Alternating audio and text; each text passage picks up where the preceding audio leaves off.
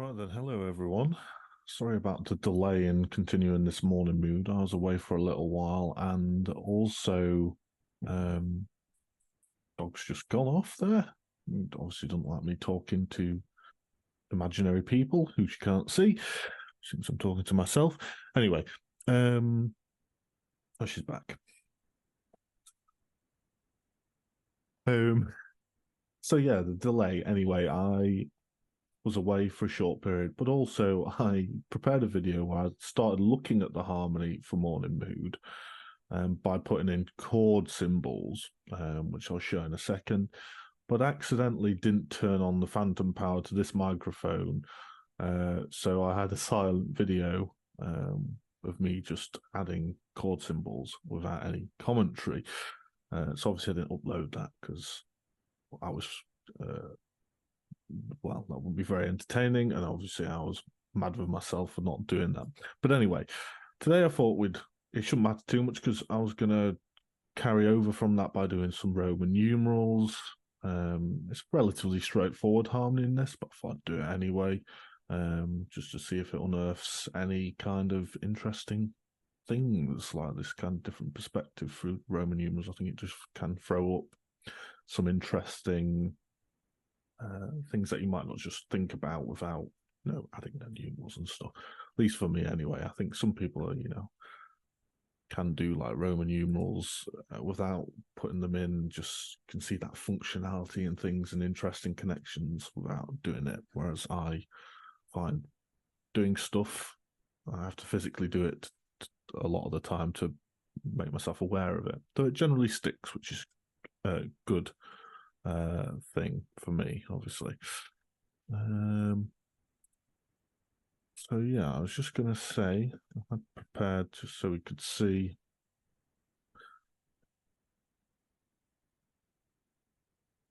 this. Obviously, we're prepared. We're going to do a harmonic analysis, and hopefully that will help us fill out this information and maybe some additional details. Might create a second. We'll probably look at orchestration in a handful of ways. Today, though, I am using Grieg's piano arrangement of the morning mood because, well, it's sometimes worth checking against the orchestral version, but for this, I think pretty much all the information's there that we need to kind of make a judgment on the harmony. There are things out there like sometimes if you look at piano arrangements, when I looked at Bizet's Farandole a few years ago, the piano arrangement misses out an important counter melody in the finale of that. So there are little things like that. But like I say, for the harmony and things and the simplicity of this kind of piece, I'm pretty sure that the harmonic information we need is there. So as you can see, I've typed in some stuff. These might change, especially if I spot some mistakes. It's not unheard of for me to like here. I've put E minor. Why have I put E minor? When actually it's E because we're in E major. Yeah, so I do little things like that. But that's why it's sometimes handy for me to go over them as well. So we're in E major, we're pretty confident of that. The only real contention is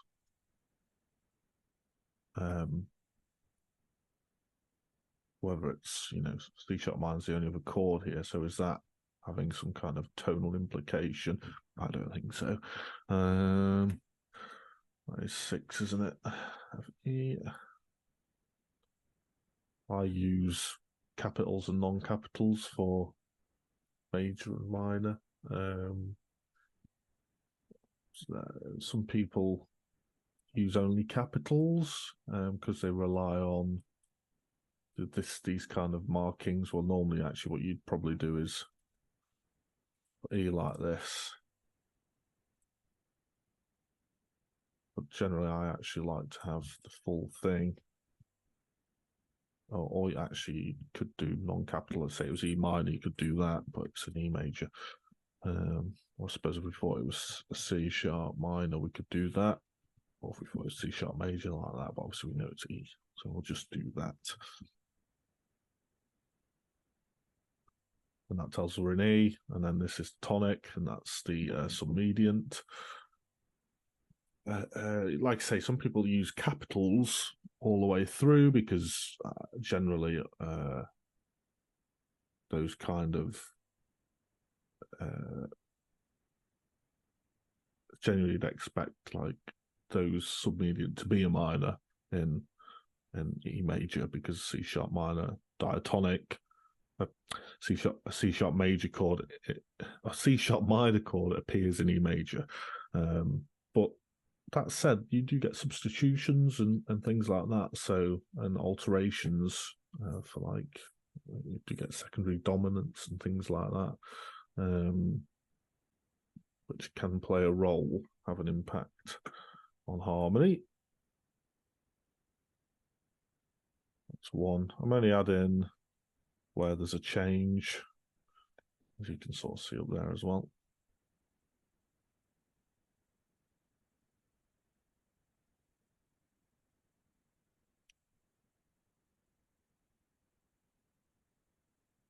Put these over, that's nice and easy.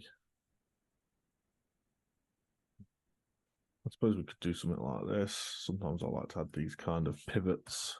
So that's 3, but actually we're heading to sort of G sharp. So it could be seen as, well, we could do it like that.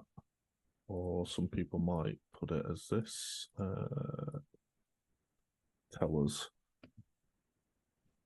1 of 3 that we're sort of heading towards G sharp. So 1 of 3, that's not very well. Space it out slightly, makes it a bit clearer. Then we put G sharp. Yeah, we can add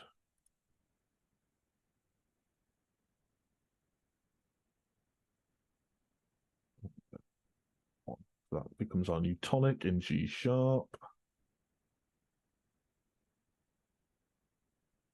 Stays. Put that here in G sharp.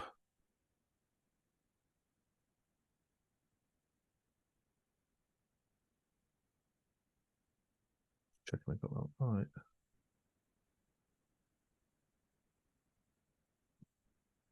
E plus E augmented.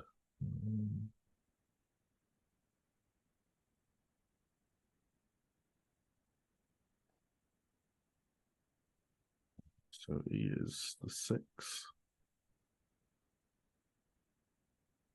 That's me. These boxes are a pain to use.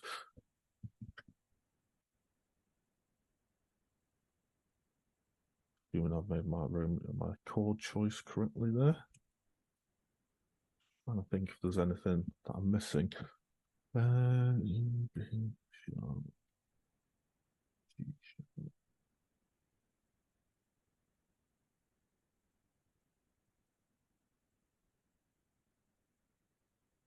So,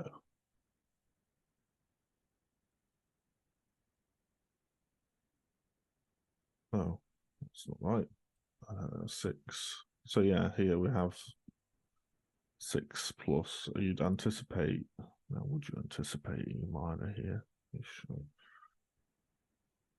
Yeah. G sharp major.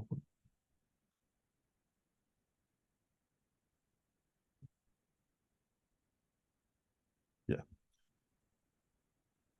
Oh. You'd anticipate E major. So something's not right here in my head.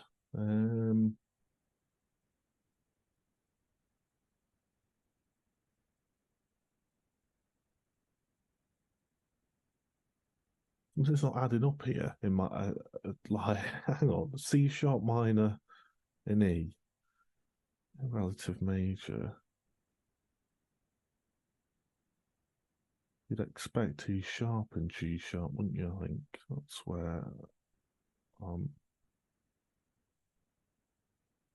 yeah. So yeah, it's kind of, you would anticipate, like I say, yeah, you'd anticipate thingy. So I'm trying to think if that Roman numeral's correct now. So,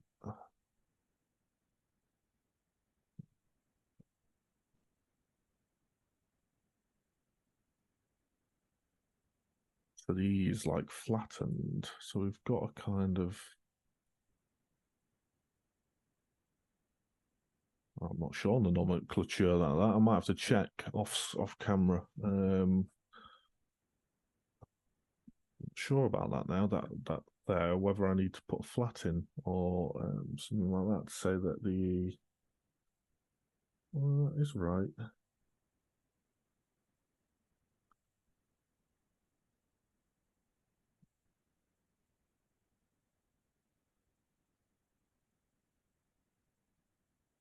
The B sharp though. That's you'd expect E sharp minor, wouldn't you? Not. No, yeah, E is in the key of G sharp.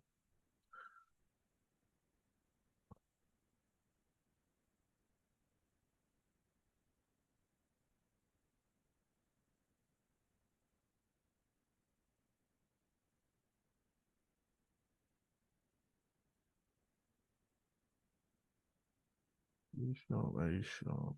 Well, yeah, you'd expect F double sharp. No, E sharp is right, yeah, because you'd expect F double sharp. Right, I was thinking an F sharp in my head, but yeah, you'd expect an F double sharp to the G sharp. So yeah, naturally you'd expect an E sharp as well.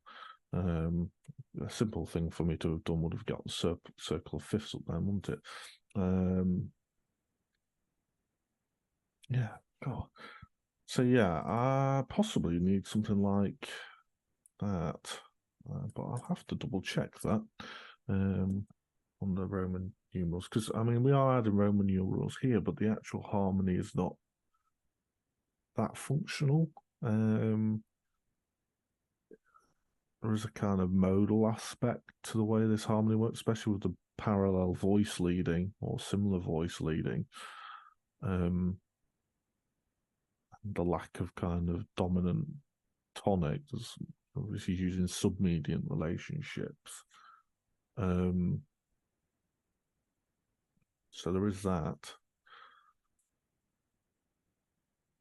Still in G sharp there, so we've got one, Q1, C sharp minor, which is a kind of substitution, I think.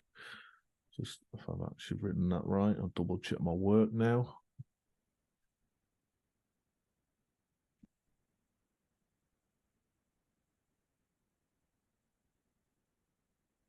Oh.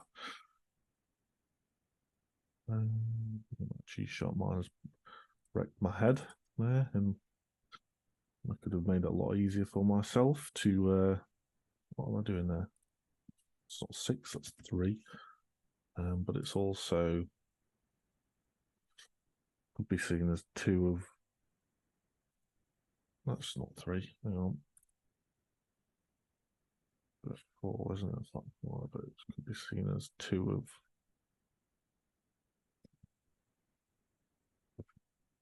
three. Which this becomes a kind of three, or would be rather three, flat three, isn't it? Yeah.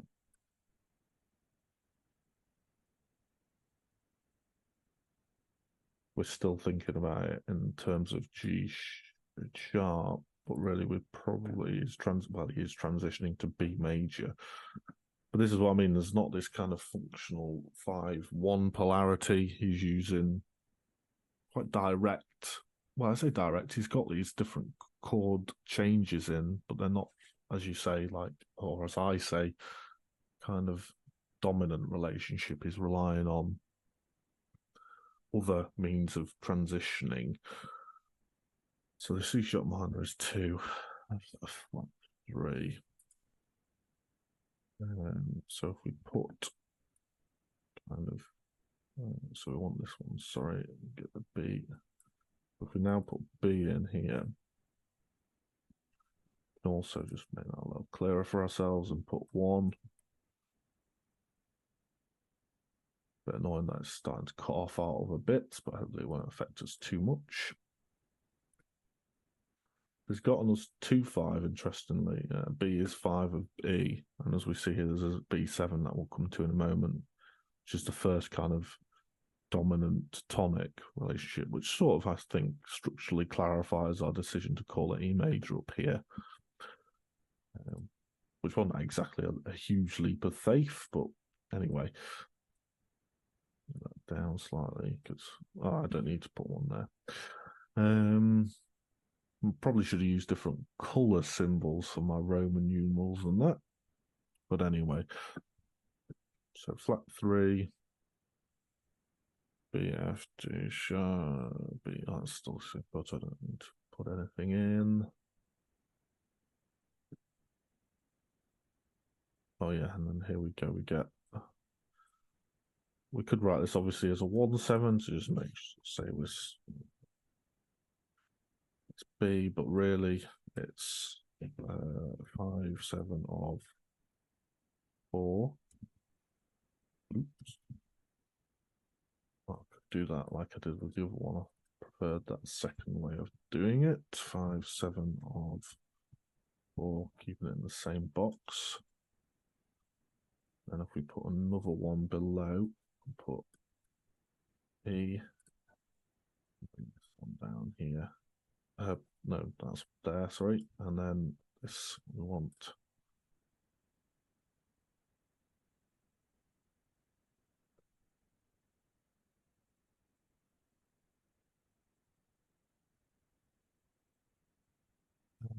yeah, so with the 1, got a sharp minor up here, so that's actually nice log 2. There's not an A sharp in there. 2/7. Yeah, the E there. Sorry, I was just checking that I made a mistake. Might carry that over actually, just because we're on a new page, and this E thing here. These up here to help us out.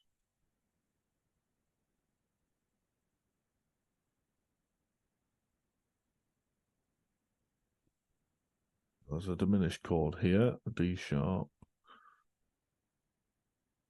I'll name that correctly. Probably makes sense in the key of E to have the 7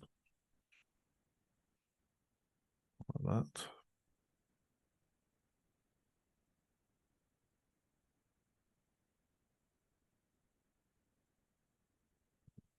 It's 3,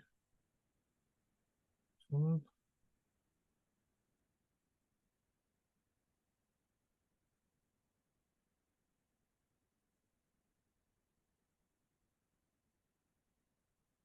As we see, there's very little in the way of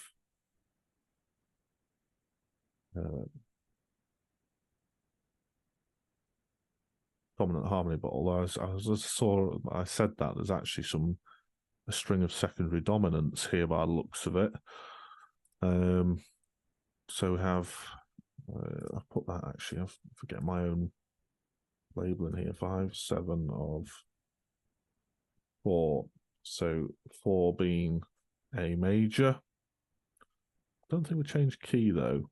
Perhaps we changed key here to G sharp, quite interestingly. But I'd just say these as, or would I need to? Well, I need to help that. 5/7 of 4. Could leave it. I think we can leave it in E. And then this becomes 5/7 of flat. And then that does become a bit 7. 5/7 of flat 7. And then this becomes the flat 7. I'm trying to think if there's a connection here to G sharp.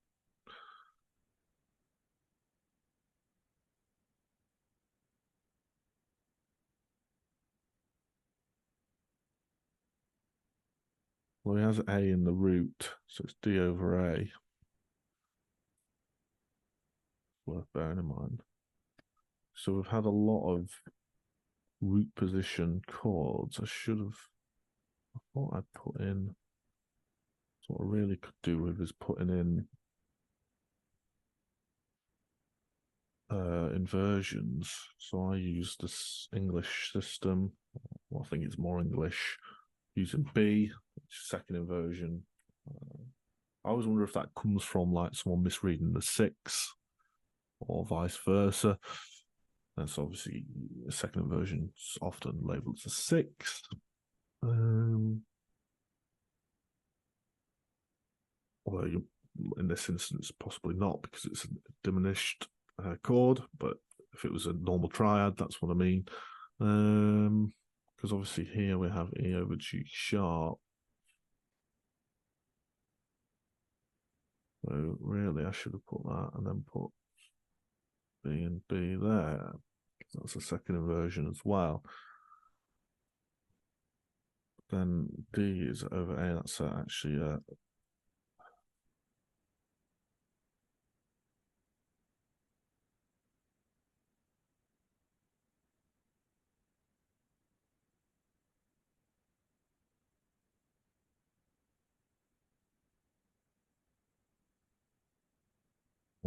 D over A.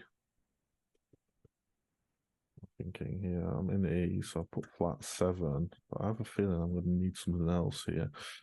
Flat 7, C, sorry, for second 6/4 chord. What would be like more American standard of doing that. And then we have a direct modulation here, but I'm wondering who's got a sort of kind of G sharp, F sharp, F sharp, G sharp, G sharp, A, and then back to G sharp. Kind of flat 2 there. Using this 6/4 as a kind of passing chord.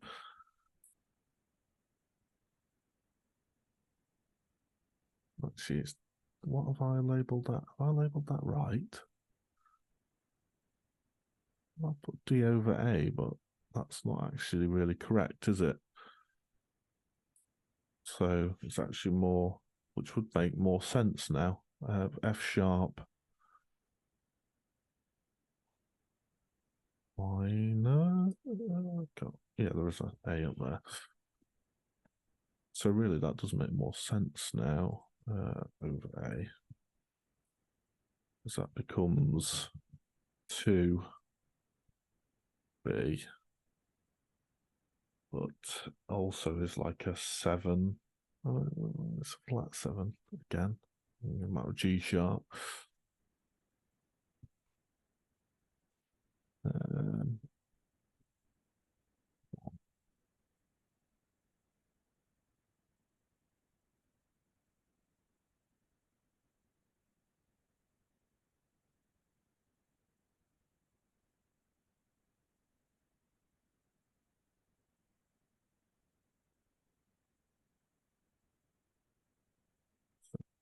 To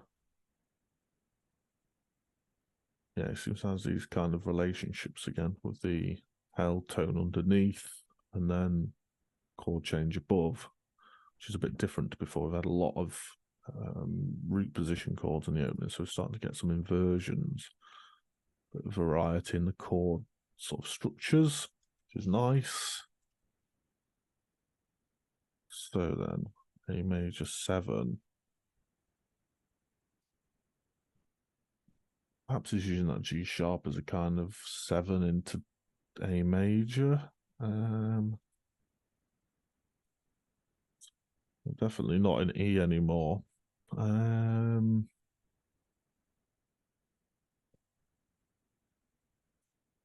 sharp minor, A, G sharp.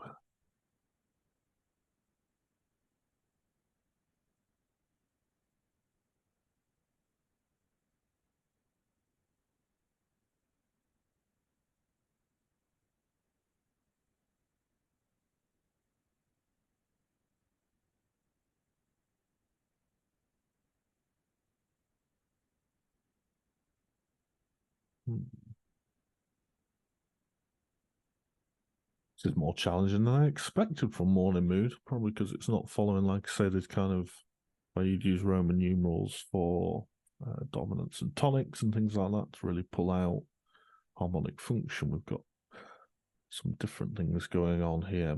Like I say, I'm wondering if the A is our tonic now. G sharp does occur at nice strong positions. A could be a flat 2, sharp. It's flat 7.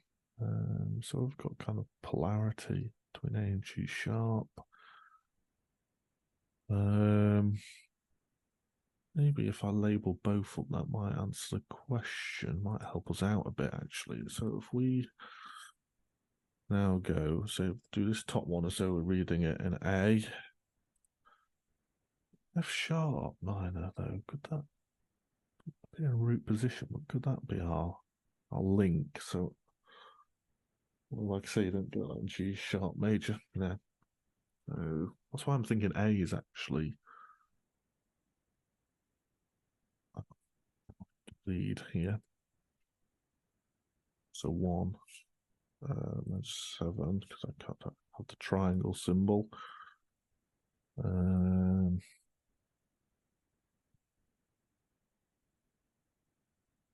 B 1 time B, and then we have 7. These are all, the thing is, these all fit in largely with A major. Obviously, this is an altered chord here where you have G sharp major, but the actual fundamental G sharp fits within A, whereas F sharp, this F sharp minor doesn't. If that makes sense, it's not a diatonic root in G sharp. Add anything else to that?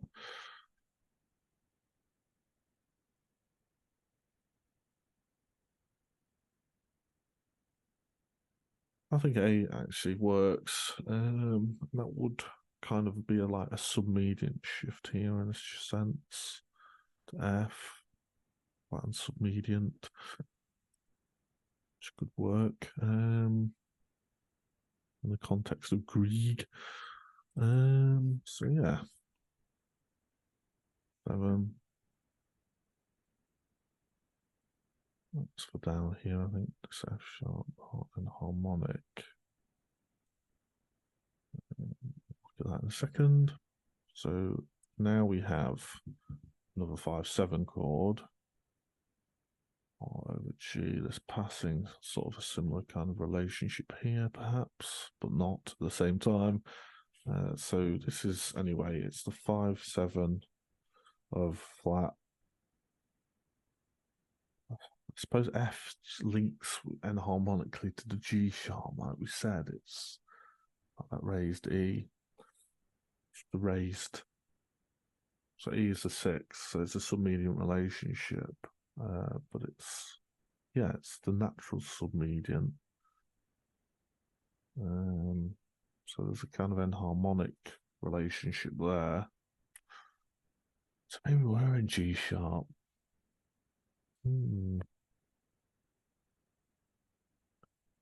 It's kind of Neapolitan A major through there. Anyway, we'll crack on. I might come back to that in a second.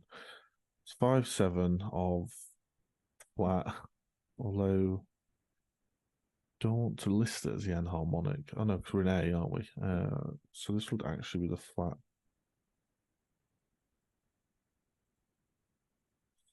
6.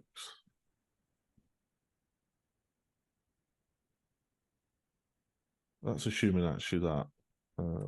Yeah, well, actually, the C7. Actually, is this operating as? Yeah, he didn't use a dominant 7, which would help us out up there. Use the dominant 7, unless I read it wrong.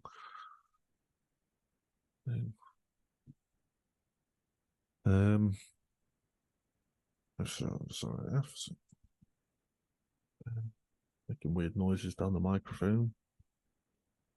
And then this is the flat 6 of A, but really we want to be moving towards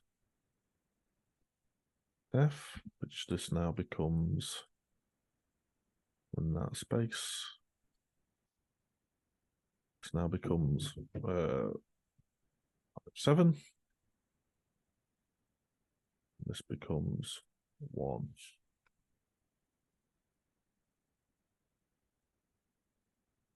One through there, and then, like I say, we've got an F sharp and harmonic here.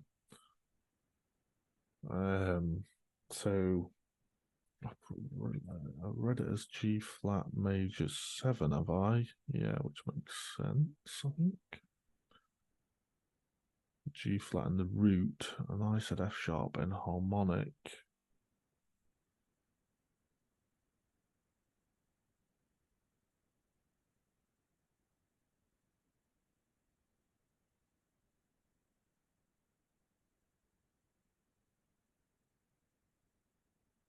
So it's operating as a kind of flat again. This maybe there is a Neapolitan thing that is used in here.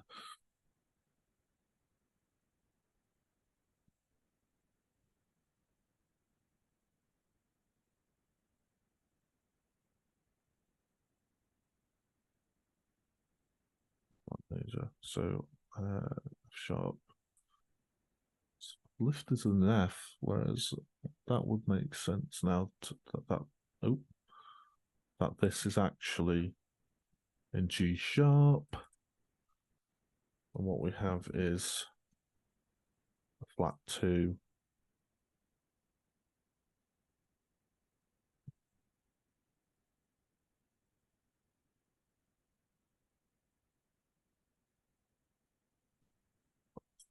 Flat 2. F sharp is a flat 7. Maybe.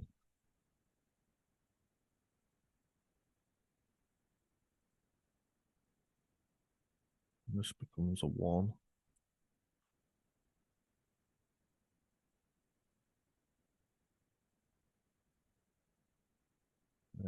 So flat 2. 2. 1 again here. Let's slide to give us some space.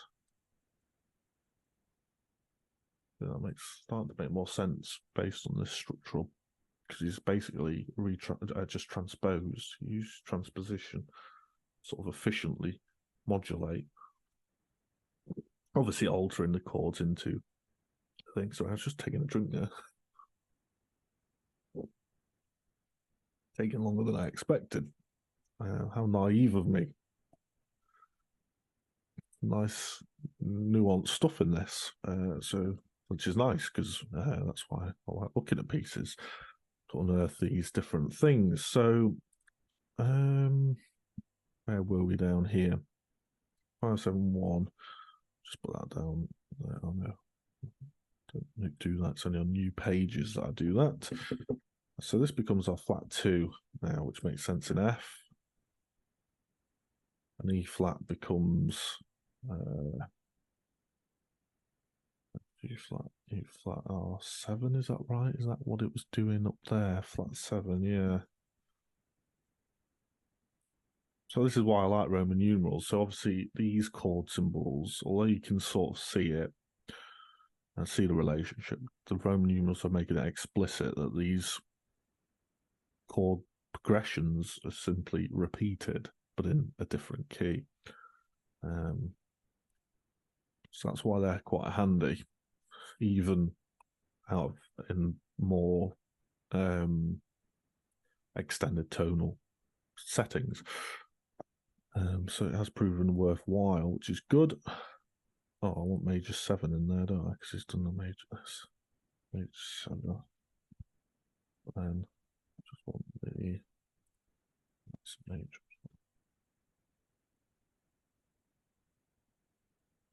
Don't do that up there.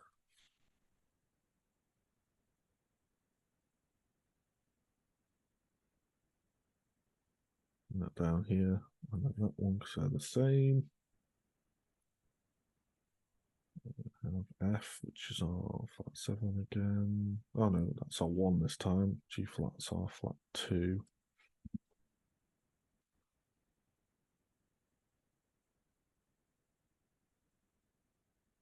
That's my one. There we go. It's easier to copy and paste. There we go. There's that one.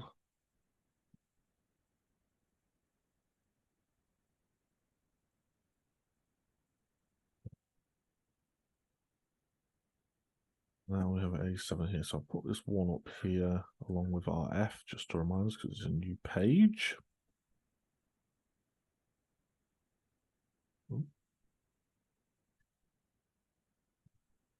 Works of max preview option. And then I think we have another thing go on here that's very much similar to before, although the structure is going to change. So we probably might see a harmonic shift.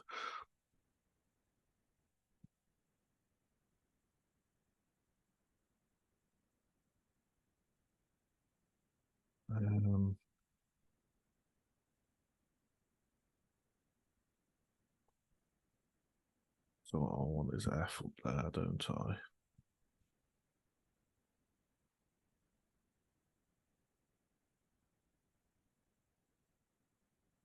That now becomes E is a 7. How did it relate last time? It was a 6. A7 E. Oh, A7 over E, sorry. So A is our 3. But D is our 6, isn't it? Again.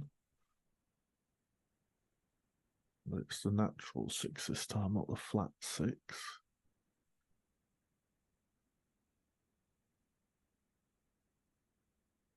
Well, have I not changed? I don't think I've changed them actually. So let me just. So that's in A. I was actually, if we see it in G sharp, I think we can get rid of the A, you know. I think G sharp is right.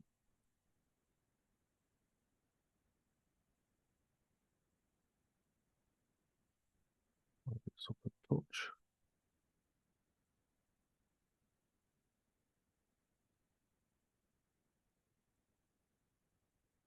Go. But I don't think I changed these ones down here. Flat 2, 7. So we're now in G sharp. Oh, that's 7 in it, but we have put the 1. Now I need to change these accordingly. So now, then, what chord is that again? C7 and G sharp is flat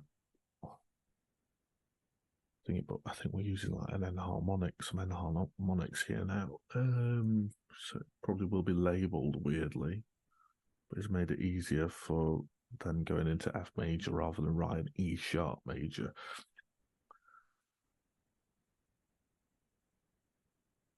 I'm trying to think. It's gone down a tone. Or is it? It's gone up a tone. The enharmonics up a tone, a semitone, technically. The root, the fundamental, or whatever you want to call it.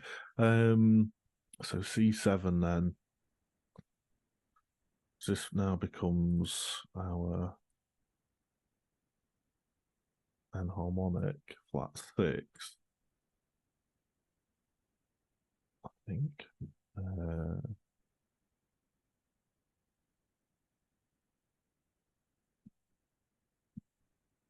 Actually, the 6, isn't it? It's the natural 6.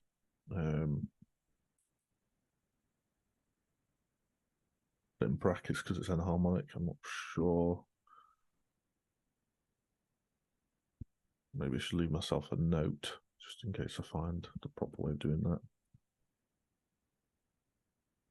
F is enharmonic. E sharp. 6.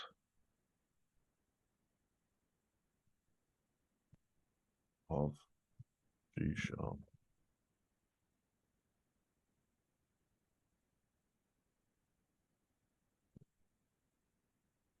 Rightio. So that's complex because that extended keys. Stay away from sharp keys. Being a trumpet player, so get pretty dicey pretty quick. B flat trumpet, but that's no excuse, is it? Really, naughty me. E7 over E, so we've got another 5 here. But I'm trying to think of the relationship D. Yeah, it's the same again. That's 6 that we had. So it's 5, 7 of 6. It's like the raised 6 as well. You'd expect to go to D minor. Would be the sort of natural submediant of F. It's preparing it with this major. You can go either way.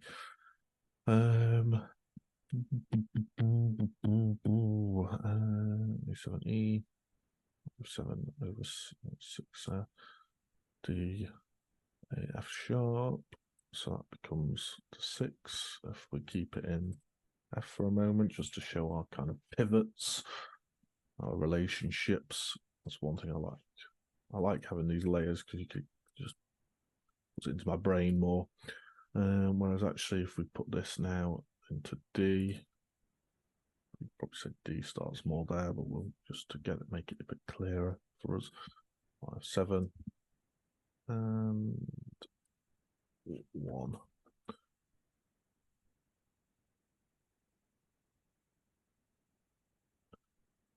There, and then we get kind of now D flat 1, it's like flat 1 plus then, but he's sort of using sort of voice leading, I think, to get us towards, well, now is there a relationship that I'm not seeing there? Probably.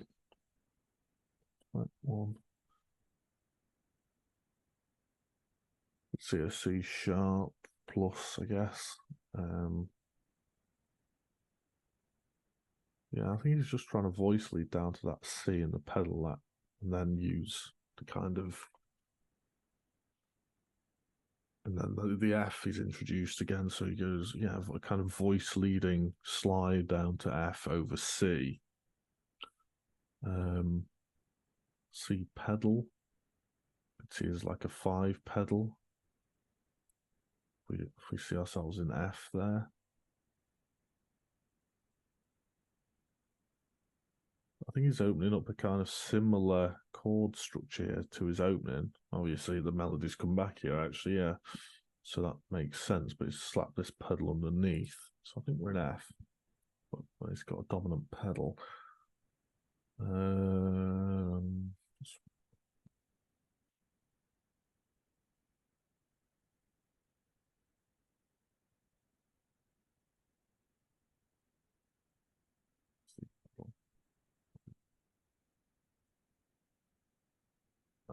Do.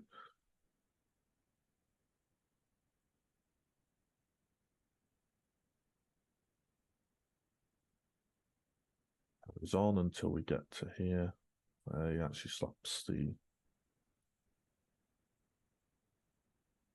So that's 6, or rather 6C for me. 6/4 for American viewers. That noise was dog coming in and out. I think she's got herself too hot in the sun outside.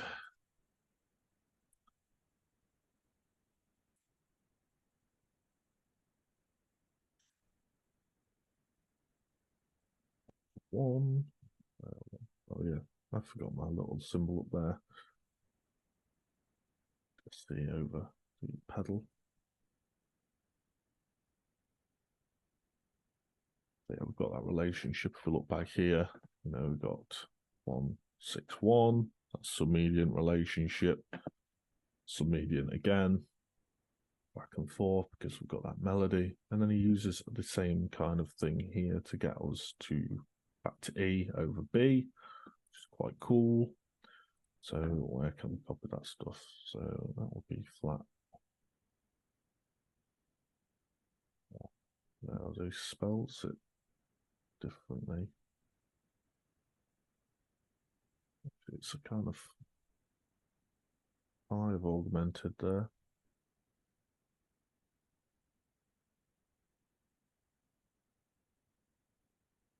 It's been used like the voice line sliders into E major, so we'll put that there. But as we said, we've got the B pedal. Just copy and paste that, so it's nice and handy. So we've seen these efficiencies, it's making it nice and efficient for us to copy and paste over our Roman numerals. Obviously, he didn't have copy and paste at the time, but he may well have written shorthand for himself as a kind of like same again in I don't know what's in the sketches. It might well have written it out as well. So that's one C, C sharp over G sharp, so we get that same little there, E, same little B, and then one C. So he's using second inversion chords for here. Perhaps there's a nice little structural change to the harmony. Bit of variety. Let's see. One C. So a bit of back and forth. It sort of holds on the C sharp there. Well, I've put C sharp. I've put C sharp minor there. So it's an error on my part. Luckily, I read it right for my Roman numerals.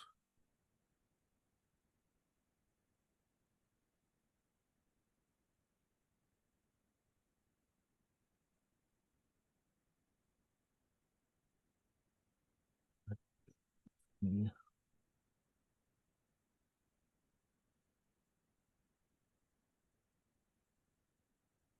That one actually could be nearer, and I can just simply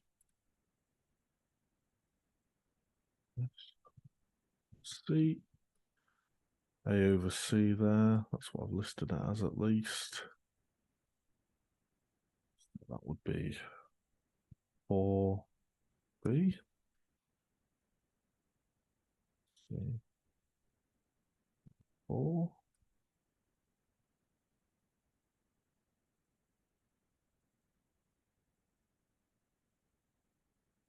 1B.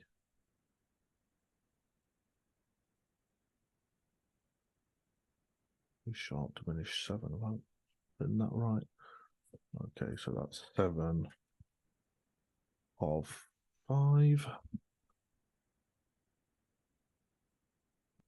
5, so it's using a substitute kind of chord there.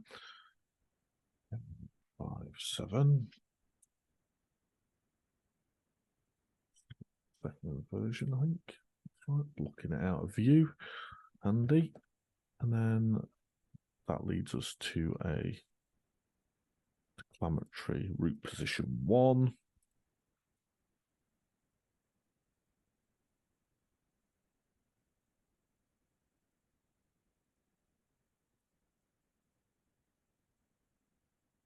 This would be nice. This should tell us quite a bit to add to our thing. Oh, we've got this P of the chord sequence there. P here, sort of.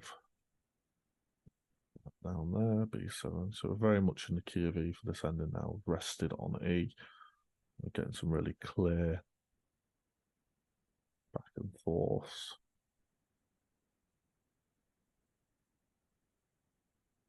Tonic and dominant. It's actually a root position, isn't it? It sort of doesn't last. It must be pizzicato or something probably in the thing, but we'll put 5, 7.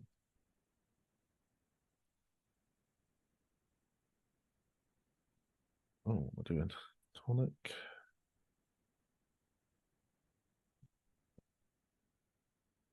Six. B. Roll that sub-mediant back in again.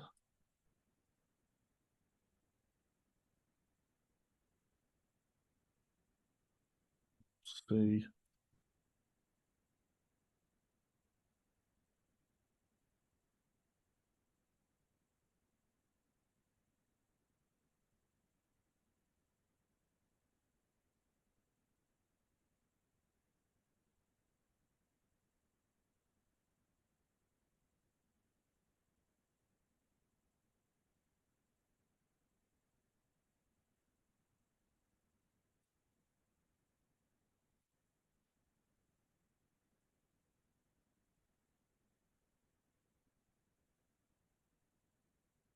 finish as you probably expect. So yes, we've done that. Let's see now if we can sort of add in some details on our tabular analysis then.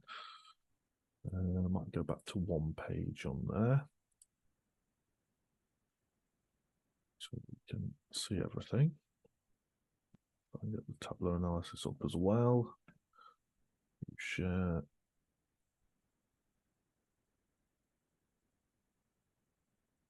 Well, I tried sharing two screens at once. I didn't know you could do that.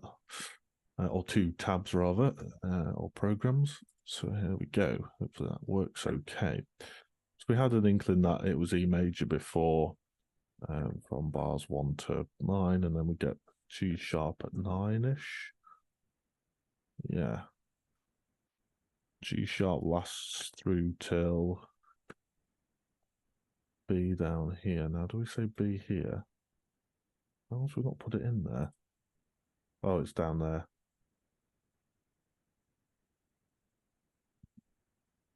I made a mistake there. What? It's not quite right, is it? One is there. That's a kind of 2.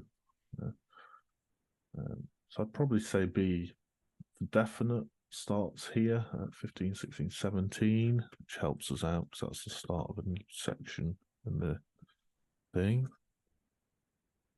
So we get that. I think that'll do actually. I can use them and then use capitals and non-capitals or something like that for minor. Although, do we get a minor key? I don't think we do we? All through this, it's all happy, clappy, major.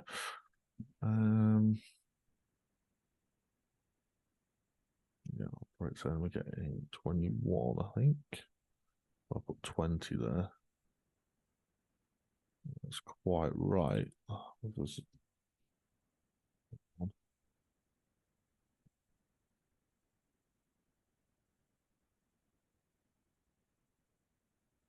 That lasts until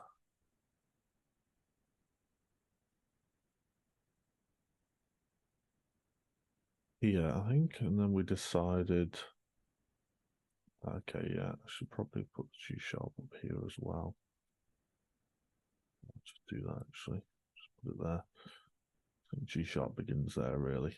Although you could see that as a transition. It's kind of a crossover. I think we saw that in the melodic thing where I was doing the melody earlier in the series where you could sort of see it's not easy to pinpoint exactly where the new section began, this B section.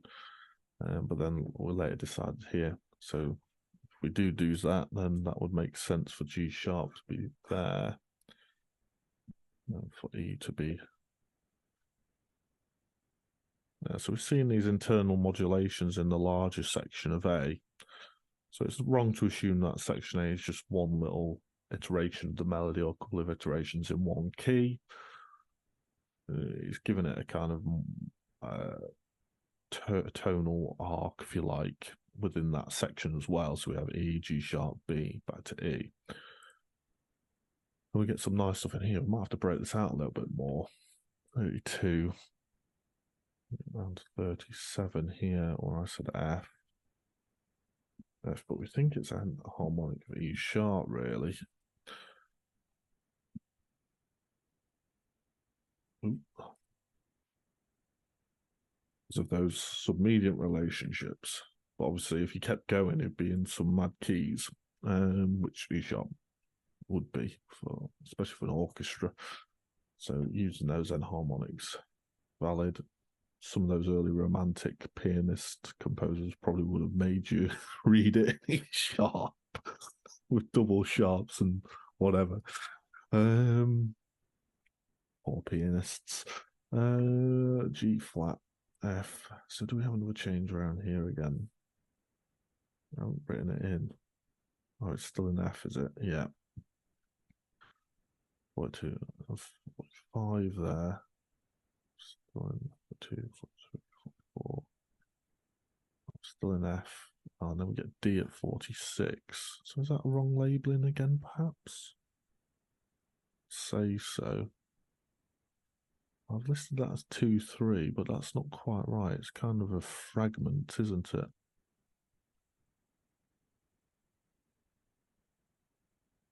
So it's not using the full melody, but something slightly different. Just that kind of semiquaver figure that transitions into being the accompaniment for the returning A theme. So 2C and then FC. Where are we? 546D. Which again is that sub-mediant relationship. Could add, well, do we need to add that? Could add a little chart, maybe. We had a little column, we could highlight that, I suppose. So that is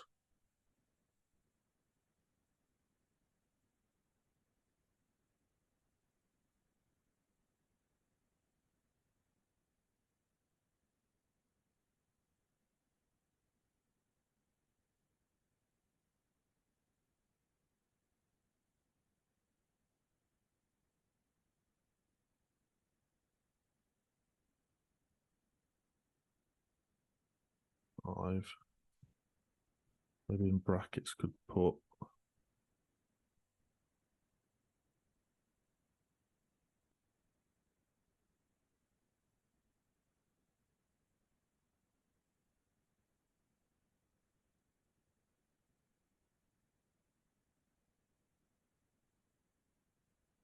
if those reveal any interesting insights.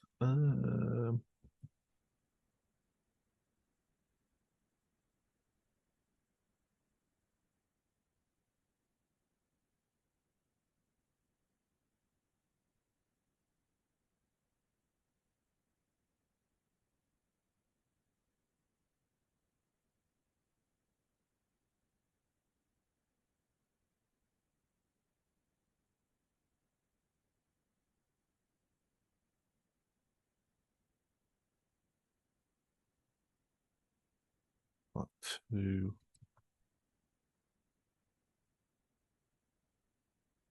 Well, it could be seen as shut up one. But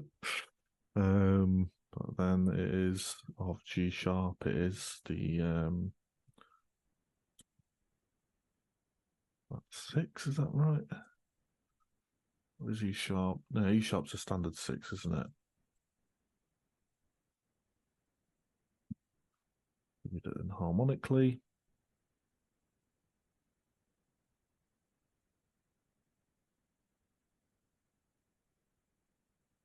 That becomes, so we've got these using sub-mediant relationships. F. So here you'd expect that if we'd carried on with these non-end harmonics, you'd have carried on with C double sharp as your key, so it makes sense for him to have used then harmonics. Oh, did we put these in correctly? So where are we up to? 49. And we get E back down. Oh no, F over C, so we key of F. Could be worth putting F over C, just in brackets. Like that, just to tell us about that little underpinning of the dominant pedal. Comes our 2.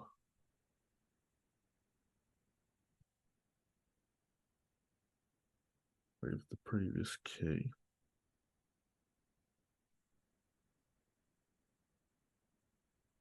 E. That's actually the flat 3 of the previous key, isn't it, really? Did it go to E? I thought it went to... Oh, it did, yeah. I used the C plus, didn't he? I thought it went to C for some reason in my head.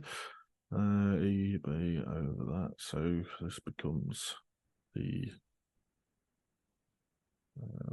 1, but also the 7 of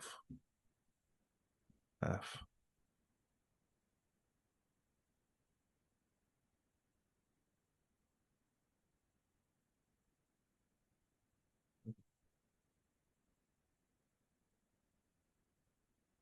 I have a feeling I'm going to mess up my bar numbers here. Anyway, it was roughly in the ballpark. So I think I had a mistake with the numbering on the orchestral part. Threw everything off thingy, so hopefully I've not made the same mistake here.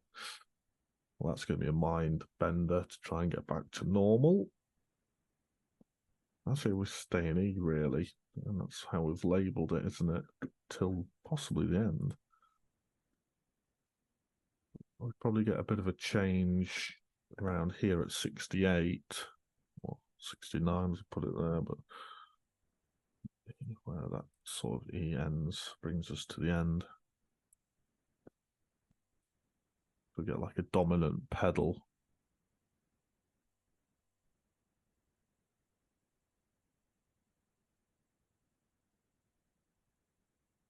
There. So that adds some extra interesting details.